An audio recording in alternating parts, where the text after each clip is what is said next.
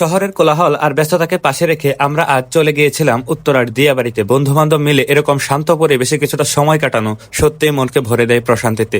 কিভাবে আসবেন, কতক্ষণ সময় লাগবে আর টিকিটের দাম কত, এসব নিয়েই কথা বলবো আজকের ভিডিওতে। So hello everyone, I am Adil Ahnaf. প্রথমেই আমরা কারণ বাজার মেট্রো স্টেশন থেকে জনপ্রতি মাত্র 60 টাকায় টিকিট কিনে উঠে পড়ি মেট্রোতে। গন্তব্য উত্তরা সাউথ। যদিও মেট্রোতে ছিল লোকাল ট্রেনের মতো অবস্থা, প্রায় 100 কোটি যাত্রী নিয়ে বাতাসের বেগে মাত্র 15 মিনিটেই মেট্রো আমাদের পৌঁছে দেয় গন্তব্যে।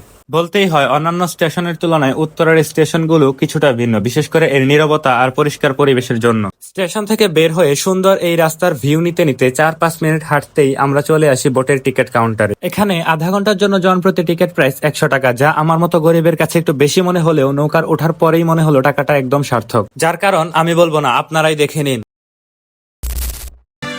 লইয়া যাইও দিল দেশে,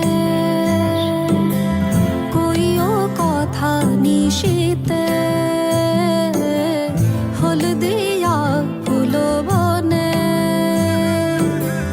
আসমু সাজি দিল টানে, দিল ডাকিয়া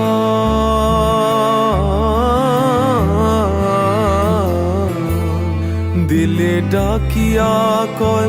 সো দেখতেই পেলেন আজকের ওয়েদারটা ছিল অসম্ভব রকমের সুন্দর। আকাশে ছিল নরম মেঘ, চারপাশে হালকা মৃদু বাতাস, মনে হচ্ছিল যেন প্রকৃতি নিঃশ্বাস নিচ্ছে। এরকম অসাধারণ আবহাওয়া কেড়ে নিতে পারে যে কারো মন। তাই বলবো, ব্যস্ত জীবনের অশান্ত মনকে একটু প্রশান্তি দিতে একদিন ঘুরে আসতেই পারেন উত্তরার এই স্পটটি থেকে। তো আজকের ভিডিও এই পর্যন্তই। ভিডিও ভালো লাগলে পেজটি ফলো করতে ভুলবেন না।